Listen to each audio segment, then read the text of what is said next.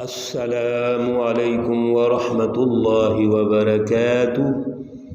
اعوذ باللہ من الشیطان الرجیم، بسم اللہ الرحمن الرحیم۔ فبدأ بأوعيتهم قبل وعاء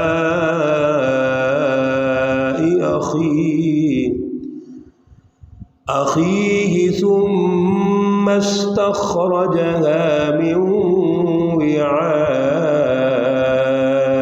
أخيه كذلك كدنا ليوسف ما كان ليأخذ أخاه في دين الملك إلا أن يشاء الله نرفع درجات من نشاء وفوق كل ذي علم عليم۔ صدق اللہ العلی العظیم۔ اللہم صل علی سیدنا ومولانا محمد النبی الأمی وعلى آلہ واصحابہ وبارک وسلم وصل علیہ۔ معزز بھائیوں اور بہنوں، آج جن آیات مقدسہ پر درس قرآن ہے، آیت مقدسہ نمبر 76 تا 79 ہیں۔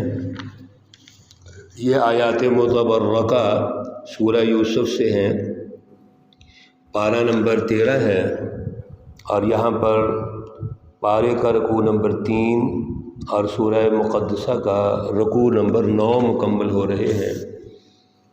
حضرت یوسف علیہ السلام کے بھائیوں کا جو واقعہ ہے وہ تسلسل سے ذکر ہو رہا ہے، اور بنیامین کا حضرت یوسف علیہ السلام تک پہنچنا، اور پھر ان کی 1 to 1 ملاقات، اور اس میں اگلی پلاننگ، اگلی مینجمنٹ، یہ گزشتہ درس میں عرض کیا تھا، جس کے نتیجے میں یہ بیان ہوا تھا کہ حضرت یوسف علیہ السلام نے ایک طریقہ کار اختیار کیا بنیامین کی مشاورت سے کہ جو سامان یوسف علیہ السلام کا ہوگا اس میں سواع المالکی، بادشاہ کا ایک پیمانہ ہے، وہ رکھ دیا جائے گا۔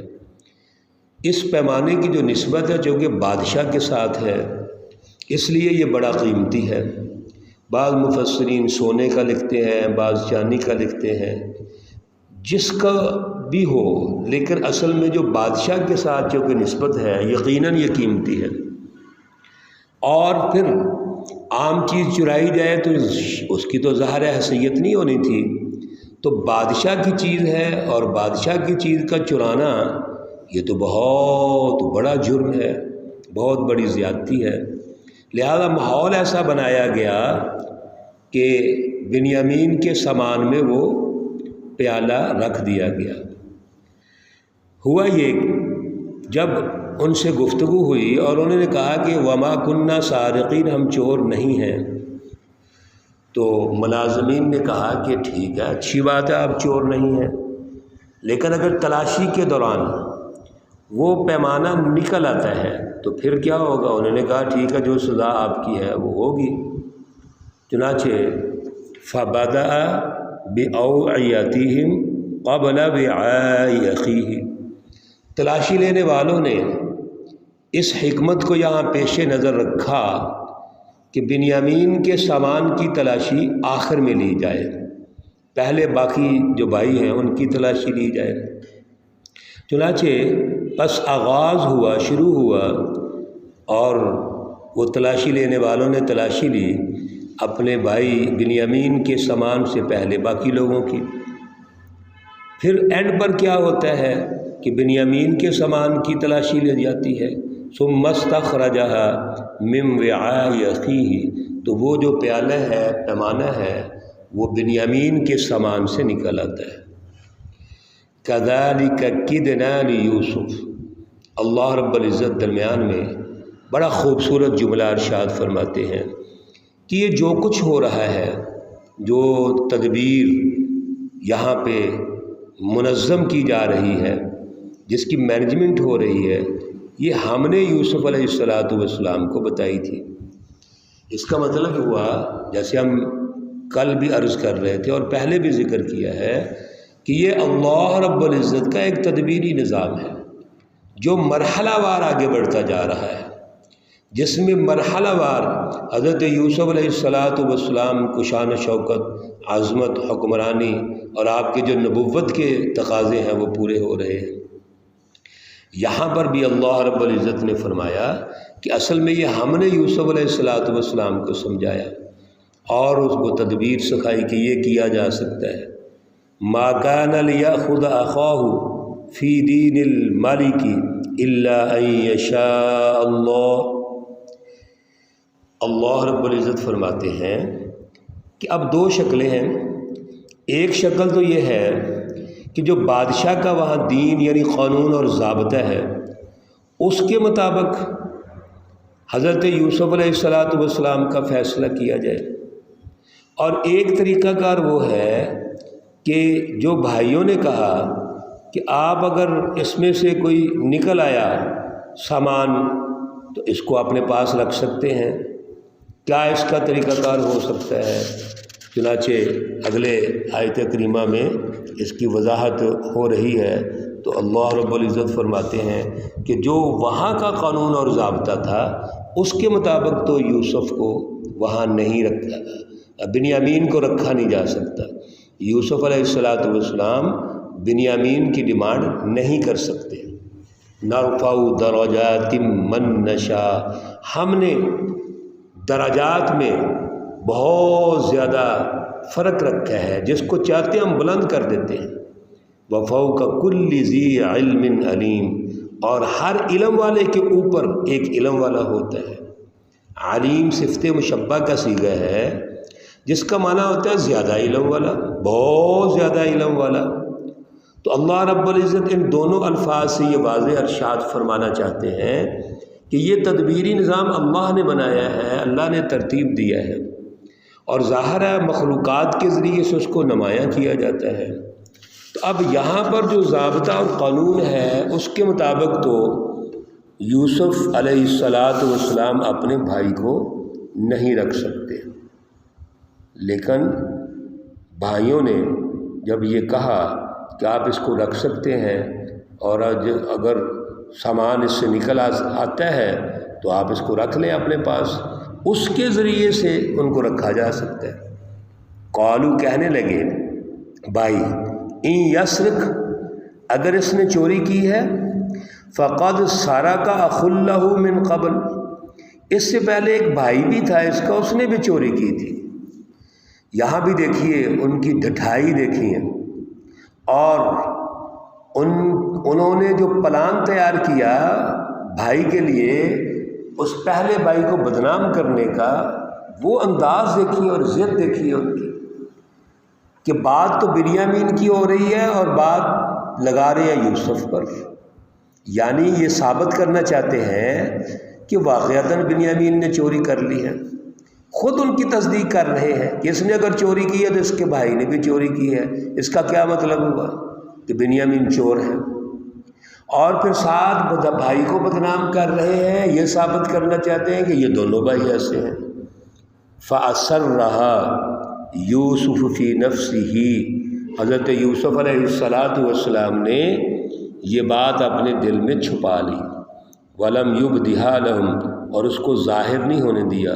قَالَ أَنْتُمْ شَرٌّ مَّكَانٍ، ہاں یہ فرمایا کہ آپ بدترین ٹھکانے پہ ہو، بدتر جگہ پہ ہو۔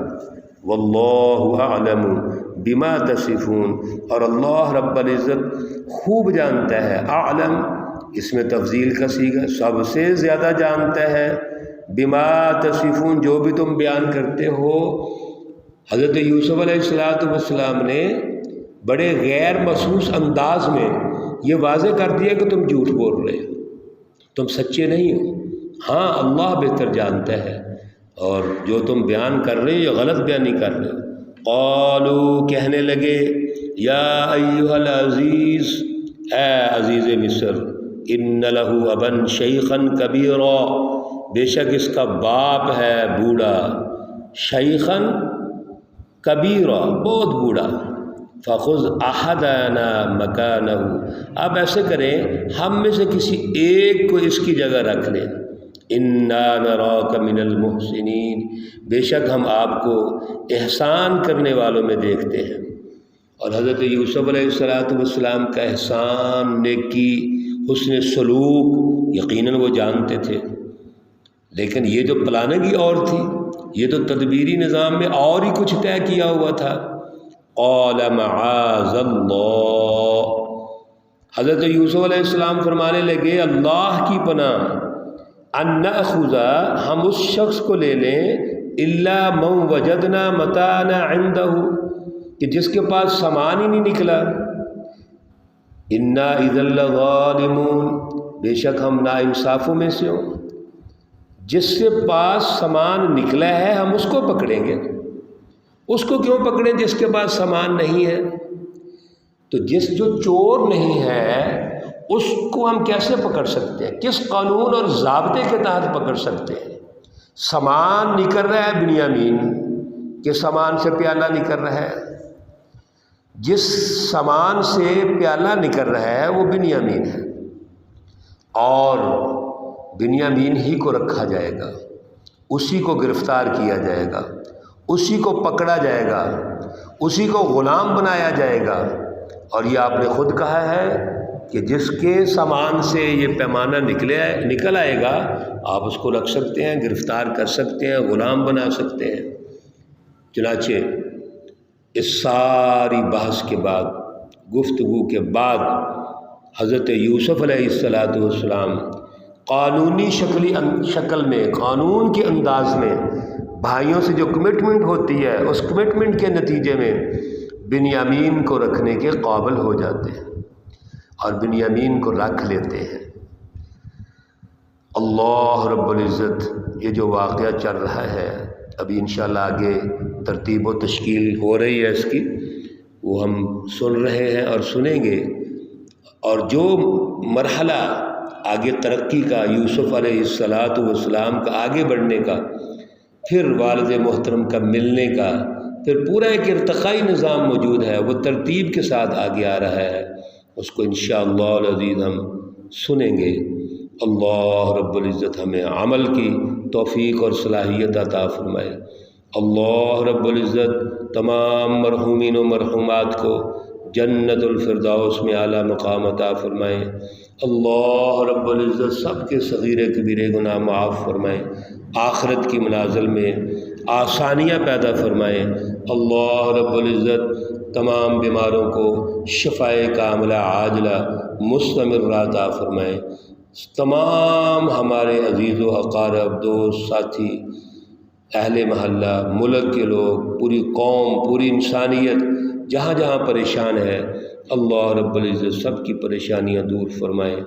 ربنا تقبل منا انك انت السميع العليم وتب علينا انك انت التواب الرحيم، وصلى الله تعالى على النبي الأمي محمد وعلى آله وأصحابه أجمعين برحمتك يا أرحم الراحمين۔